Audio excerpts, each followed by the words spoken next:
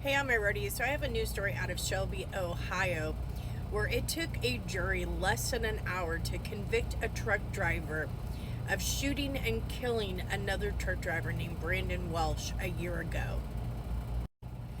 The truck driver, LaShawn Lewis, age 49, was found guilty of the following charges: one count of murder, which is an unclassified felony, one charge of discharging a firearm from inside a vehicle, one count of weapons under disability, which is a third-degree felony, and one count of tampering with evidence, which is a third-degree felony. Now, he will reappear in front of the judge on October 25th to find out what his final sentencing is. Now, originally, Mr. Hughes was going to plead not guilty, but right before the trial started, he wound up changing his plea to self-defense. So, what exactly happened that led to a guilty verdict?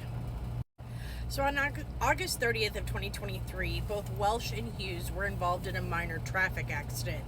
Now, Hughes did not stop and kept on continuing on his way.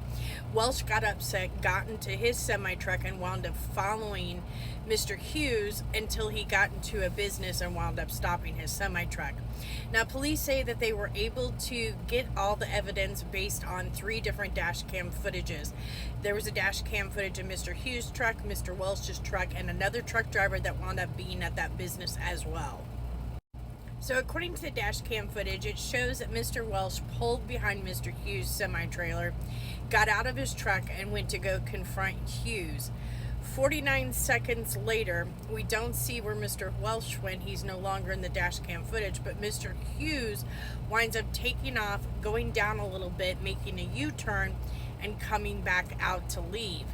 Now, there was a semi-truck driver that had pulled up behind Mr. Welsh's semi-truck, and he didn't know what was taking so long because they were all trying to get into this business. So that semi-truck driver, after about a minute, got out of his truck to find out exactly what was going on. That's when he came across Brandon Welsh, who was laying on the side of the ground and been shot in his left eye. Now, according to dash cam footage and also evidence found on Mr. Hughes' truck, when he made that U-turn, he actually wound up driving through a huge puddle of blood as he was exiting, so he wound up having blood evidence all over his semi-truck. Police wound up capturing Hughes just a few miles later down the road. He did try to take off and wound up kind of going around in circles until he eventually gave up, pulled over, and the police arrested him. They were able to use the blood evidence on his semi-truck plus the 3 dash cam footages to convict him in this. Now, Mr. Hughes is saying that Mr. Welsh, who did not have a weapon in his hand, by the way, came up to his truck, was being very confrontational, and he got scared for his life, and so therefore he shot Welsh in self-defense. But the jury did not find that that was true.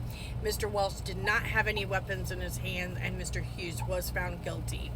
Now, it's going to be interesting to see what exactly he's going to walk away with as far as charges. We'll find out on October 25th when he goes back in front of the judge for his final sentencing. Now, the prosecution wound up calling 19 different people to testify during this. Some of them were the truck drivers that were actually there at the business, including the one that had the dash cam footage. Also, first responders that were on the scene. They also wound up looking into Mr. Hughes' past and found that he had a prior offense back in 1993, which is a violent offense, which forbidded him from having any type of firearms. So, hence the reason that he was charged the way that he was. He was not allowed to be carrying any firearms due to that felony conviction in 1993. Now, while police were chasing Mr. Hughes before he finally decided to give up on his chase, they finally got Mr. Hughes pulled over, and they wound up searching his truck and searching Mr. Hughes to see if they could find the gun. They could not find the gun, but they wound up going through Mr. Hughes' dash cam footage and realizing that as he was trying to evade the police, he went through a business called Elano Tires, and they noticed that he was driving very irrationally and at one point made a very wide turn, and it was at that point that the police suspected that he had thrown the gun out the window.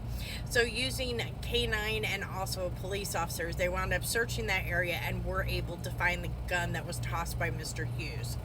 Also, one of the witnesses that was called was a friend of Mr. Welsh's that was on the phone with him during the confrontation and wound up hearing everything that happened during that confrontation on the other end of that phone. Now, according to Mr. Hughes' testimony, he claims that he had no idea that he hit Mr. Welsh's truck. He claimed that he was on the phone the entire time with his dispatch because he was distracted and lost and he didn't know where he was going.